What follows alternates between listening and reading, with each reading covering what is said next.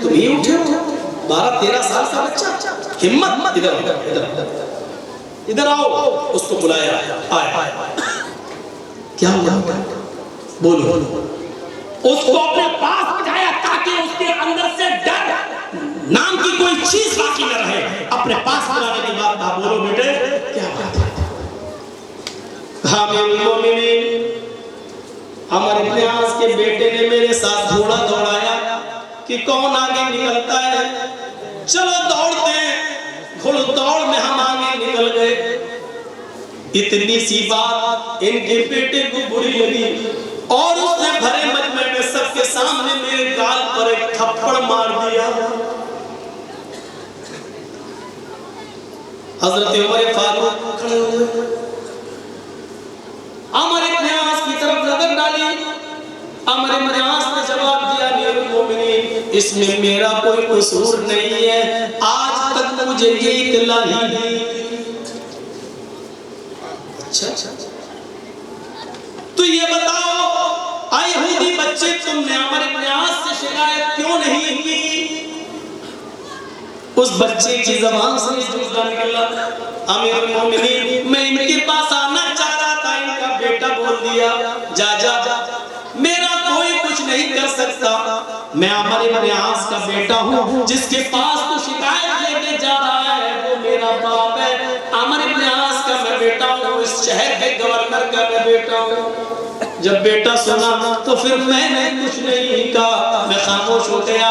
آج آپ نے بھروسہ دلایا تو میں کھڑا ہو گیا اور آپ کو کہنے لگ کے آپ کو بول دیا.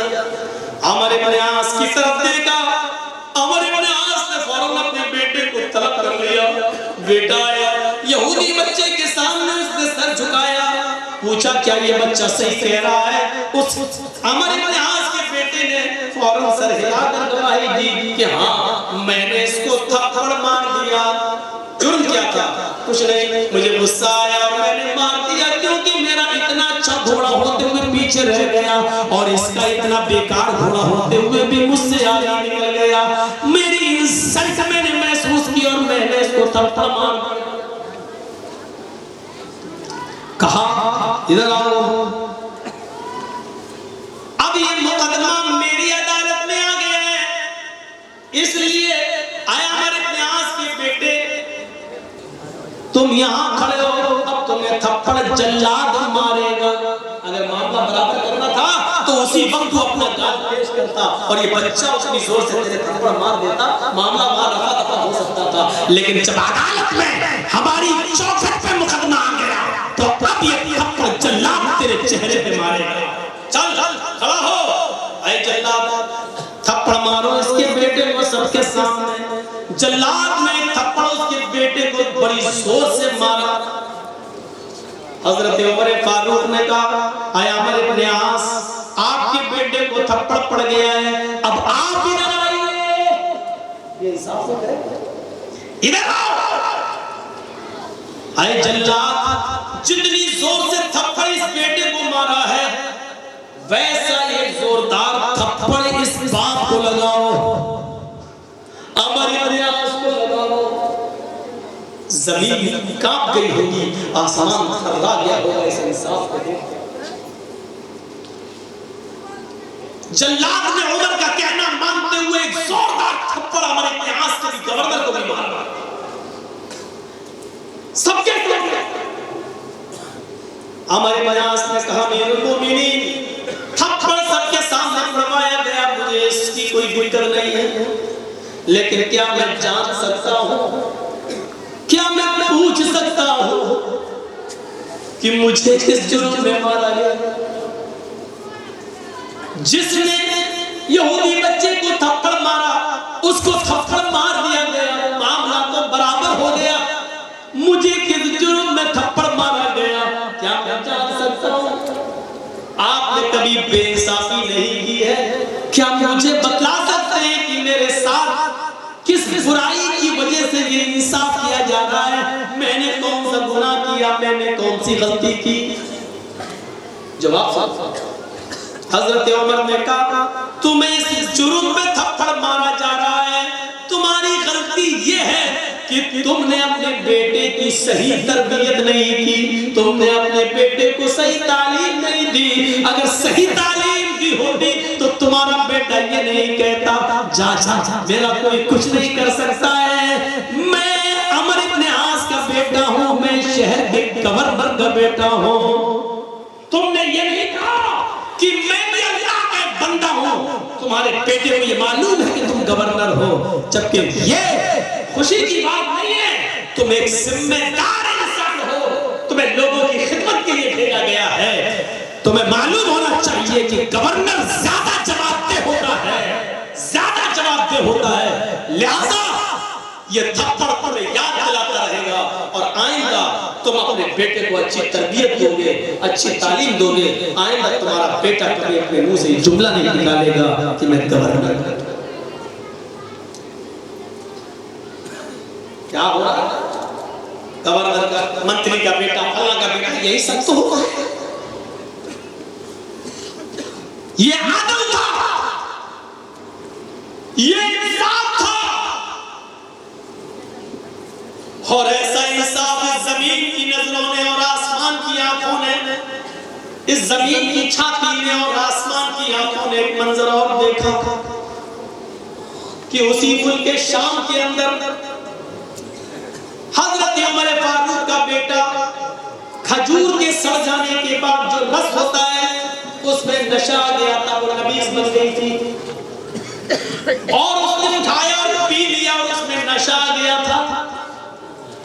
یہ خبر جب وہاں کے گورنر کو ملی تو اس گورنر نے حضرت عمر فاروق کے بیٹے کو بلایا اور پوچھا کیا تم نے نبیذ پی لی تھی، نشہ استعمال کر لیا تھا؟ اس نے کہا ہاں، نبیذ رکھی ہوئی تھی کھجور کا رس، وہ سڑ چکا تھا، مجھے پتہ نہیں چل سکا کہ سڑ گیا اور اس میں نشہ آ گیا تھا، میں نے جب پی لی تو پینے کے بعد مجھے نشہ آ گیا، ہاں میں نے یہ غلطی کی ہے، میں نے نشہ کر لیا تھا۔ کہا کھڑے ہو جاؤ۔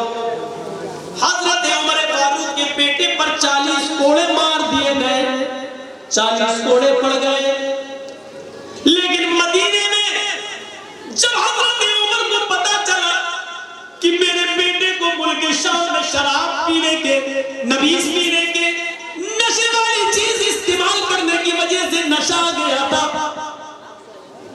پتا چلا کہ وہاں کے گورنر نے ان کو 40 کوڑے مار دیے، اس کے باوجود حضرت عمر فاروق نے گھوڑا بھیجا، مدینے سے گھوڑا بھیجا، اور گھوڑا بھیجنے کے بعد وہاں کے امیر کو، وہاں کے خلیفہ کو، گورنر کو لیٹر لکھا کہ میرے بیٹے کو ترنت اس گھوڑے پر بٹھا کر مدینے بھیجا جائے۔ گھوڑا ملک شام پہنچتا ہے، رکا ملتے ہی عمر ابن عاص نے ان کے بیٹے کو اس گھوڑے پر بٹھا کر روانہ کر دیا۔ جیسے بیٹا روانہ ہوتا ہے اور مدینے آتا ہے، حضرت عمر فاروق اپنے بیٹے کو گھر میں نہیں گھسنے دیتے ہیں، کہتے بیٹے پہلے ادھر آؤ، کہاں جا رہے ہو؟ کہا امی سے مل لوں، بہت دنوں بعد آ رہا ہوں، امی سے ملاقات کر لوں، ماں سے مل لوں۔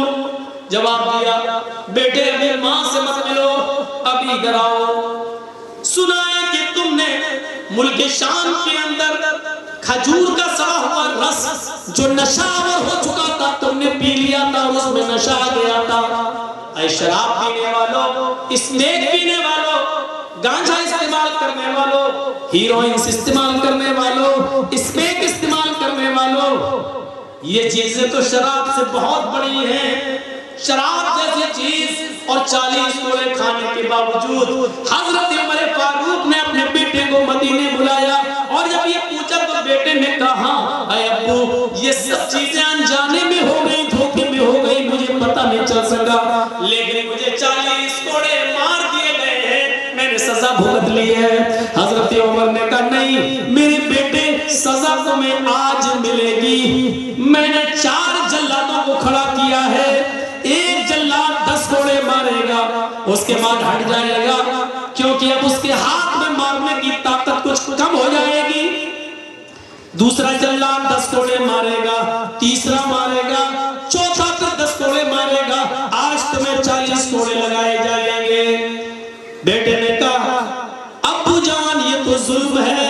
کہا نہیں میرے بیٹے یہی انصاف ہے, یہی عدل ہے. کھڑا کر دیا گیا اور اس بیٹے کے جسم پر باپ نے حضرت عمر نے اپنی آنکھوں کے سامنے کوڑے پڑوائے.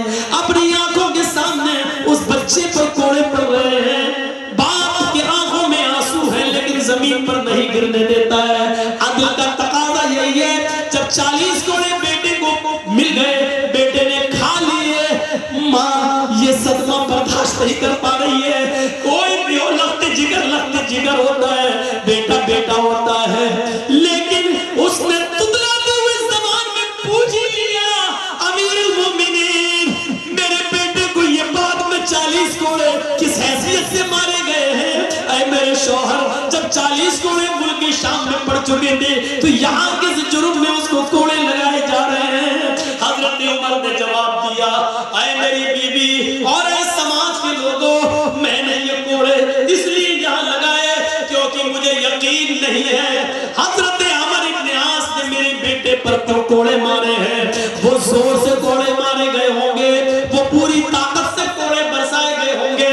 مجھے امید نہیں ہے کیونکہ جب میرے بیٹے کو کوڑے مارے جا رہے ہوں گے تو عمر ابن عاص کے سامنے یہ بات رہی ہوگی کہ یہ عمر فاروق کا بیٹا ہے, اور جس جلاد نے کوڑے مارے ہوں گے وہ بھی معلوم ہوگا کہ عمر کا بیٹا ہے. تو جتنی زور سے کوڑا مارنا چاہیے اتنی زور سے میرے بیٹے کو کوڑا نہیں مارا گیا ہوگا, اس لیے کہ یہ عمر کا بیٹا ہے.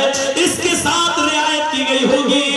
میری بیوی اور سماج کے لوگوں مجھے عمر ابن عاص اور وہاں کے جلاد کے کوڑوں پر اعتبار نہیں ہے, اس لیے میں نے اپنی آنکھوں کے سامنے جلادوں سے 40 کوڑے پڑوائے ہیں. اب مجھے یقین ہے کہ میرے کوڑے کو, میرے بیٹے کو جو سزا ملی وہ صحیح. اب میں قیامت کے دن اللہ کے سامنے عرش کے سامنے کھڑے ہو کر کہہ سکتا ہوں کہ میں نے اپنے بیٹے کو اپنی آنکھوں کے سامنے سزا دلوائی. یہ عدل تھا, یہ عدل. اور اس عدل کے بنا میرے بھائیوں انسانیت زندہ نہیں رہ سکتی ہے. انسانیت کا احترام تبھی ہوگا جب عدل ہمارے اندر پایا جائے گا. چاہے وہ ہندو ہو, مسلمان ہو, سکھ ہو, عیسائی ہو, آپ کا اپنے گھر میں آپ کے اولاد ہو, آپ کی بیٹے اور بیٹیاں ہو, آپ کے ریلیٹیوز رشتہ دار ہو, جب تک عدل نہیں ہوگا انسانیت زندہ نہیں رہے گی. انسانیت کو زندہ رکھنا ہے تو عدل کا تقاضا ہے میرے بھائیوں کہ سب کے ساتھ عدل کیا جائے. وَلَا يَجْرِمَنَّكُمْ شَنَآنُ قَوْمٍ عَلَىٰ أَلَّا تَعْدِلُوا اعدلوا وَأَقْرَبُ لِلتَّقْوَىٰ. سب کے ساتھ انصاف کرو, یہی تقویٰ کے زیادہ قریب ہے اور انسانیت کا درس دیتا ہے. غیر مسلموں کے پنڈتوں کو, سکھوں کے گروؤں کو, عیسائیوں کے پادریوں کو, یہودیوں کے راہبوں کو, جین دھرم کے منیوں کو آپ گالی نہیں دے سکتے. کسی بھی دوسرے مذہب کے بزرگوں کو آپ گالی نہیں دے سکتے ہیں. وَلَا تَسُبُّوا الَّذِينَ يَدْعُونَ مِن دُونِ اللَّهِ. اللہ کو چھوڑ کر جو دوسروں کی عبادت کرتے ہیں, دوسروں کی پوجا کرتے ہیں, تم ان کو گالی مت دو. قرآن کہہ رہا ہے وَلَا تَسُبُّوا الَّذِينَ يَدْعُونَ مِن دُونِ اللَّهِ. دوسرے خداؤں کی پوجا کرتے, عبادت کرتے, تم ان کو گالی مت دو. فَيَسُبُّ اللَّهَ عَدْوًا بِغَيْرِ عِلْمٍ. ایسا نہ ہو کہ تم ان کے بزرگوں کو, ان کے مہان پرشوں کو تم گالی دو تو جواب میں وہ تمہارے اللہ کو, تمہارے رب کو گالی دے بغیر علم کے. جواب میں کہیں ایسا نہ ہو کہ وہ تمہارے رب کو گالی دے. ایسا ہوتا ہے نا, ایسا ہوتا ہے. یہ کیا تھا؟ ان 5, 6, 20, 25, 50 لڑکوں نے گھیر کر ایک لڑکی سے کہا جے شری رام, جے شری رام. اس نے جواب میں کہا اللہ اکبر, اللہ اکبر. یہ کیا تھا؟ ہم کسی غیر مسلم سے کہیں تیرے بھگوان کی ایسی تیسی, وہ کیا کہے گا کٹملا تیرے اللہ کی ایسی تیسی. یہ بالکل وہی اپنے رب کو گالی دے. اللہ کے رسول نے کہا کہ تم لوگ اپنی ماں کو گالی مت دو. صحابہ نے کہا اللہ کے رسول اپنی ماں کو کون گالی دے سکتا ہے؟ آپ نے کہا تم دوسروں کی ماں کو گالی دو گے، جب آپ نے وہ تمہاری ماں کو گالی دیں گے تو اس کا مطلب یہ ہے کہ تم خود ذمہ دار ہوئے اپنی ماں کی گالی کے. تم نے اپنی ماں کو خود گالی دی، نہ تم ان کی ماں کو گالی دیتے، نہ وہ جواب میں تمہاری ماں کو گالی دیتے. تم دوسروں کے خداؤں کو برا کہو گے تو وہ تمہارے اصلی رب کو برا کہے گا. تم ان کے جھوٹے معبودوں کو گالی دو گے تو وہ تمہارے سچے معبود کو گالی دیں گے. قرآن نے کتنی بڑی اچھی اور حکمت بھری بات کہی ہے، وَلَا تَسُبُّوا الَّذِينَ يَدْعُونَ مِن دُونِ اللَّهِ فَيَسُبُّوا اللَّهَ عَدْوًا بِغَيْرِ عِلْمٍ. تم دوسروں کے معبودوں کو گالی مت دو، دوسروں کے بزرگوں کو گالی مت دو. جو اللہ کو چھوڑ کر دوسروں کی عبادت کرتے ہیں تم ان کو گالی مت دو. ایسا نہ ہو کہ وہ تمہارے اللہ کو دشمنی میں گالی دینے لگے اور علم نہ ہو، یعنی جہالت کی وجہ سے گالی دینے لگے. تاریخ میں بتاتی ہے میرے پیارے ساتھیوں، کبھی اللہ کے رسول نے اور صحابہ نے کبھی دوسروں کے بزرگوں کو گالی نہیں دی، نہ برا بھلا کہا ہے. صرف اتنا کہا ہے لوگوں ان تمام معبودان باطلہ سے بچ کر ایک اللہ کی عبادت کرنے والے بن جاؤ. نہ کبھی ہمارے نبی نے، نہ ہمارے رسول نے، نہ ہمارے صحابہ نے کبھی کسی کی دوسرے کی مذہبی عبادتوں پر قبضے کیے ہیں، کبھی نہیں. آپ کو معلوم ہوگا اور یہ آپ نے سنا بھی ہوگا، جب حضرت عمر یروشلم کی بیت المقدس کی طرف جا رہے ہیں، بیت المقدس کی طرف جا رہے ہیں، جیت گئے ہیں، بیت المقدس آزاد ہو گیا ہے، اب وہاں جا رہے ہیں نماز 2 رکعت نماز پڑھانے کے لیے. راستے میں یروشلم پڑتا ہے، صحابہ آپ کے ساتھ ہیں. یروشلم پہنچتے ہی اذان کی آواز آنے لگتی ہے، اللہ اکبر اللہ اکبر. پتہ چلتا ہے کہ اس پورے علاقے میں کوئی مسجد نہیں ہے، کوئی مسجد نہیں ہے. صحابہ کرام نے سوچا چلیے اذان کا وقت ہے، نماز کا ٹائم ہو گیا ہے. اسی سرزمین پر یہی بیابان جنگل میں ایک جگہ اپنے اپنے کپڑے بچھا لیتے ہیں، چادریں بچھا لیتے ہیں اور اسی جگہ پر ہم نماز پڑھ لیتے ہیں. جیسے وہ لوگ وضو بنانے کے لیے تیار ہوتے ہیں، کیا دیکھتے ہیں کہ بستی سے کچھ عیسائی آ رہے ہیں. آتے ہی کہنے لگے امیر المومنین کون ہے؟ جواب دیا حضرت عمر نے، جی بولیے میں ہی عمر ہوں اور لوگوں کا خاتم میں ہی ہوں. فرمایا آپ لوگ یہاں نماز پڑھ رہے ہیں؟ جی نماز کا وقت ہو گیا، ہم نماز پڑھنا چاہتے ہیں. ان عیسائیوں نے کہا آپ اس کھلے میدان میں یہاں نماز کیوں پڑھیں گے؟ یہ ہمارا گرجا موجود ہے، یہ ہمارا گرجا موجود ہے، آپ ہمارے گرجا میں آ جائیے اور نماز پڑھ لیجئے. میں نے سنا ہے کوئی مورتی ہوتی ہے تو آپ کے گرجا میں نماز نہیں ہوگی. حضرت عمر نے کہا یہ صحیح ہے. فرمایا ہمارے گرجا میں عیسیٰ مسیح کی مورتی ہے لیکن ہم نے اس کو اٹھا دیا ہے، ہم نے اس کو الگ کر دیا ہے. آپ نماز پڑھ کے چلے جائیں گے تب ہم لگا لیں گے. امیر المومنین آپ گزر رہے ہیں، ہم نے عیسیٰ مسیح کی کا اسٹیچو، ان کا مجسمہ میں نے ہٹا کر الگ کر دیا ہے اور میں نے پورے گرجا کو دھل دیا ہے، پانی مار دیا ہے تاکہ آپ کو یہ نہ لگے کہ یہاں غیر مسلموں کی پوجا ہم لوگ پوجا کیے ہیں، عیسیٰ مسیح کے سامنے چھکے ہیں تو یہ مندر یا گرجا ناپاک ہے. ہم نے اس کو دھل دیا ہے. حضرت عمر نے کہا پھر ہمیں اس میں نماز پڑھنے میں کوئی حرج نہیں. خانہ کعبہ میں بھی تو 360 بت رکھے ہوئے تھے، ہم تو اس میں بھی نمازیں پڑھا کرتے تھے. ہمیں تو اللہ کی عبادت کرنا ہے. اگر تم نے عیسیٰ مسیح کا اسٹیچو ہٹا دیا ہے اور گرجا کو دھو دیا ہے تو ہمیں اس میں نماز پڑھنے میں کوئی اعتراض، کوئی آبجیکشن نہیں ہے. لوگو چلو ہم ان کے گرجا میں نماز پڑھ لیتے ہیں. چادریں بچھ گئی، چٹائیاں بچھ گئی، وضو بنا کے سارے صحابہ گرجا میں گھس گئے. آگے حضرت عمر فاروق ہیں، اقامت کہی جانے لگی، اللہ اکبر اللہ اکبر اشہد ان لا الہ الا اللہ، اقامت کہی جانے لگی. حضرت عمر فاروق اقامت ہونے کے فوراً بعد ابھی اللہ اکبر کہہ کر نماز نہیں پڑھاتے، شروع نہیں کرتے. اچانک وہ اپنا مصلی، اپنی جائے نماز اٹھا لیتے ہیں. لوگوں سے کہتے ہیں کہ تم بھی اپنی اپنی چٹائیاں اٹھا لو، ہم اس گرجا میں نماز نہیں پڑھیں گے.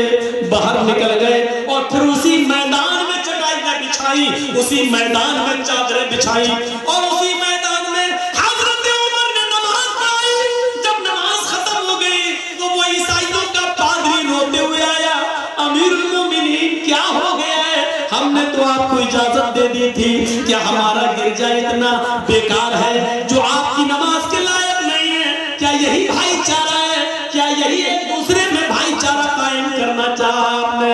امیر المومنین اگر آج آپ ہمارے گرجا میں نماز پڑھ لیتے تو ہمیں بڑی خوشی ہوتی۔ حضرت عمر نے اس عیسائی کی اس پادری کی آنکھوں کے آنسوؤں کو پوچھا، اس کو اپنے سینے سے لگایا اور کہا نہیں، میں نے کسی دشمنی میں نماز نہیں پڑھی، یہ مت سوچنا کہ میں نے کسی دشمنی کی وجہ سے نماز پڑھی یا مذہبی عداوت کی وجہ سے نماز نہیں پڑھی، یہ مت سوچنا۔ آئے میرے عیسائی بھائی، میں تو اس میں نماز پڑھانے کے لیے چلا ہی گیا تھا، اللہ اکبر کہہ کر نیت باندھنے ہی والا تھا، لیکن میرے ذہن میں یہ خیال آ گیا، اے عمر آج اگر تو نے اس گرجا میں نماز پڑھ لی، آج اگر تو نے اس گرجا میں نماز ادا کر لی تو ایسا نہ ہو 100 سال 200 سال 400 سال 500 سال کے بعد آنے والی نسل یہ تصور نہ کرنے لگے کہ یہ پہلے مسجد تھی، اس میں عمر نے نماز پڑھی تھی، عمر کے ساتھیوں نے نماز پڑھی تھی، کہیں بعد میں آنے والی نسل اس گرجا کو مسجد سمجھ کر کہیں گرجا کو توڑ نہ دے، کہیں گرجا کو گرا نہ دے، کہیں تمہارے گرجا کو توڑ کر اس کو مسجد نہ بنا لے۔